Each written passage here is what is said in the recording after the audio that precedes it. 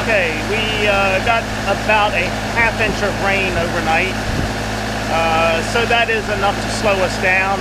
Soybeans were already wet from yesterday. We did cut about 1,000 bushels or so, but moisture was running 15.5 to 17.5%. So I wasn't real excited about doing that. So I hauled one of those loads this morning, took it up to Purdue. So I am putting another load on now to get my second load today. We're pulling this one out of the bin. I need to make room for more soybeans, so I'll haul a second load today, and then I'll come back this evening and put on another load out of the bin and take up tomorrow morning, and then hopefully tomorrow afternoon soybeans will be dry enough for us to cut. The wind is blowing right now. Temperature's about 65 degrees. So the clouds have cleared out of here. The rain has cleared out. We've got winds from the south today blowing 10 to 20 miles an hour. It's going to get up to 75 degrees today, and I think this is going to be the last warm day. Tonight is supposed to get down into the 50s, and then only in the 60s the rest of the week. So it looks like the weather will be good for cutting soybeans the rest of the week. We just got to get through today and get things dried out.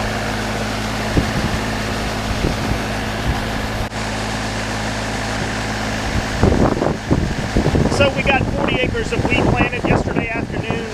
Z's Lawn Care stayed on the tractor and drill all afternoon and got the one farm planted. It was a farm I wasn't sure I was going to plant, but I decided to go ahead and plant that farm. That will give us some straw close to home, less than a mile from home. And we were able to get that planted before this ½ inch of rain. That's the type of land this ½ inch of rain would have kept us out for probably 3 or 4 days. The farm that we are cutting soybeans on now is a bit lighter ground. Doesn't take much to dry it out, so I think by midday tomorrow we will be able to go in there and start no-tilling wheat behind the soybeans that I have cut.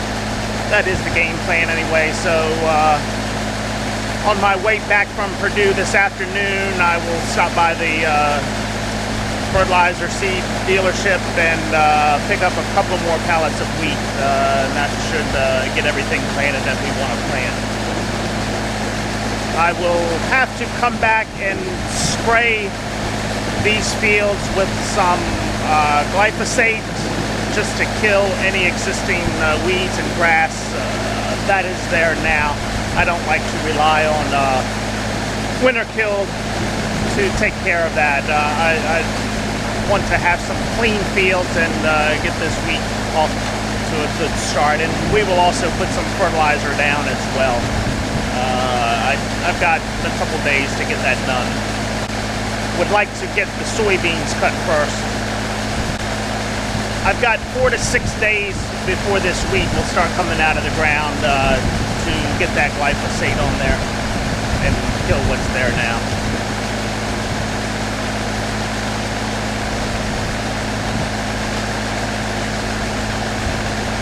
We've got a 31-foot 8-inch auger that we unload the bins with, and we've got a 51-foot 8-inch auger that we load the bins with. I can put a load of soybeans on out of the bin in about 35 to 40 minutes. That's about 500 bushels. It's a little bit quicker on corn. Corn runs a little bit easier. We only have a 6-inch auger coming out of the bins, so that slows us down a bit. But hey, that's okay. While I'm waiting for the truck to load, it gives me a chance to check over the truck, check the lights, check the oil, clean my windows, and maybe catch up on Fox News or read the newspaper if our local newspaper is out for the day. So sometimes you just need that 30 to 40 minutes to take a break. So I'm okay with that. I don't need to load a truck in 15 minutes and get back on the road. Okay, this is the load of soybeans that I cut yesterday that was still a bit damp. The soybeans were cutting nicely, but the bean itself had some moisture in it, so I had 484 bushels on. I didn't overload the truck because I knew the moisture was high, so didn't really want to take the cut. Test weight 55 pounds, the moisture 15.5, and 0.5 for foreign matter. Our basis, and you see the price there, $9.11 per bushel. Our basis is currently minus 70. So yeah, the soybeans look like they're plentiful this year, so that is the reason for the basis. They just don't have to bid these beans up to get them in because there's plenty of them around. Not everybody has storage, so they're going to have to move them as soon as they harvest them. I think we can get a better basis hauling to Baltimore. It's an extra hour for me to haul up there. This time of the year I don't have the time. And as I've said about the corn, trying to get corn hauled, everybody's busy hauling. All the trucking companies are busy. So you're just not going to find somebody easily to haul these for you. But as things slow down, I'll probably haul a couple of loads of beans into Baltimore and get a better price. Normally the basis up there runs minus 10. I'm really not sure what it is right now. I'll try to ask when I go in to see this afternoon with this load, see what the basis in Baltimore is. That is a horrible basis, but apparently there are a lot of beans around this year. I talked to the fertilizer dealer yesterday. He has heard of some 100 bushel beans here in the Tri-County area.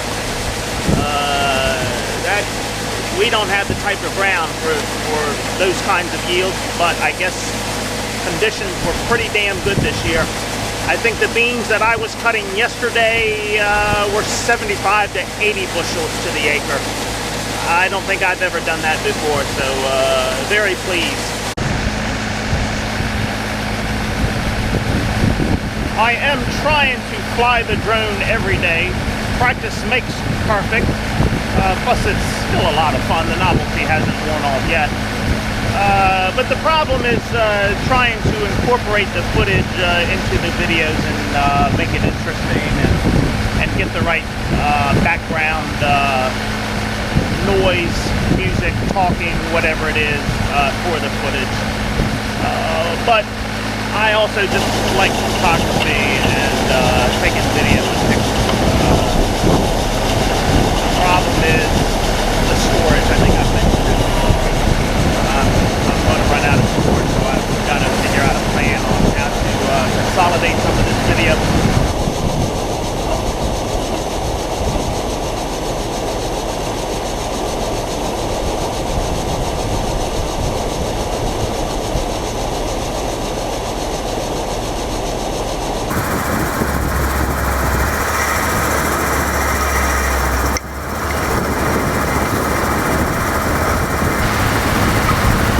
The drone takes 4K video, and that eats up space quickly. But as I said, I do try to fly the drone every day and get some shots of what's going on.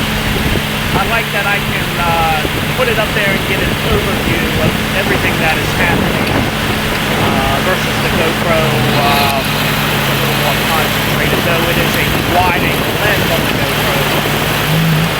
Still only as good as how far away you can hold it. So I do like the drone for the bird's eye view. Plus, we just have a beautiful place down here, in my opinion, to get the footage.